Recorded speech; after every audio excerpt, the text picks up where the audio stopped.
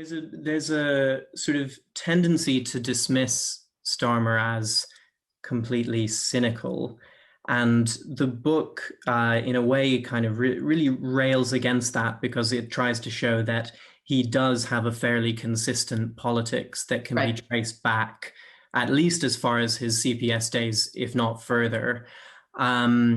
And so I guess I'm opposed to the idea, and I was when I started writing the book, that Starmer is simply a kind of empty vessel, a chameleon who is a conduit for other people's influences and doesn't have a kind of ideological center of his own. But maybe what surprised me was that there's a difference between kind of cynicism and mendacity.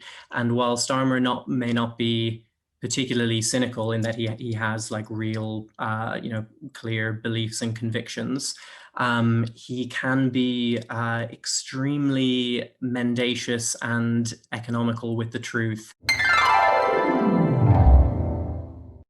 Starmerism is really, to a large extent, about kind of ensuring that Corbynism cannot recur, and ensuring that the elements within the party that are its, inheritors and legatees are effectively silenced and marginalized. It's also become a kind of comms machine that tries, using methods like focus groups or listening exercises or public consultations, to kind of get what some of Starmer's staffers would call the core values of the British public in focus, and then craft a message that resonates with them.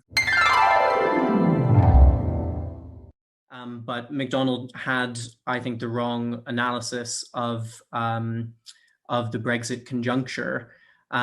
He was, on the one hand, completely fixated with the idea that the Labour membership were kind of hardcore Remainers who couldn't be convinced to any other position. And then at the same time, and more importantly, in fact, MacDonald also thought that there was a real risk of mass defections from the parliamentary party to the formation that ultimately became Change UK.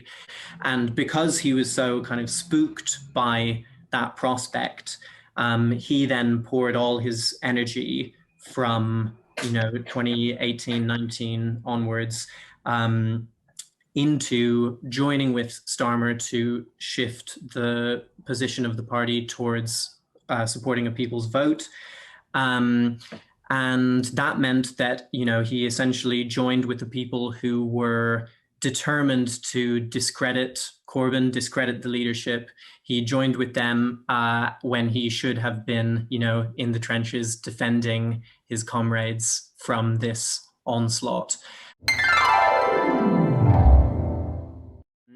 Blair was, a committed kind of neoliberal and free marketeer, and I don't think that Starmer is. I think Starmer is very insecure whenever he's asked about fiscal policy, and there was that report about him being given kind of economics for beginners tutorials by Lord Falconer. I think Starmer is first and foremost a disciplinarian, a punisher of dissidents in the party and of the activist left in general.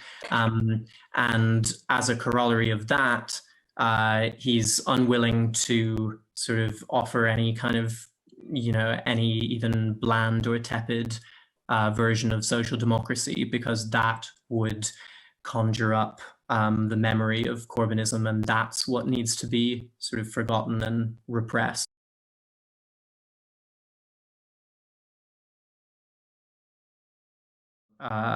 His initial line that he wasn't interested in a war with the Labour left, he was simply interested in dealing with anti-Semitism, that was always false. And the ease with which he's now openly targeting people who are deemed to be too left-wing just confirms that.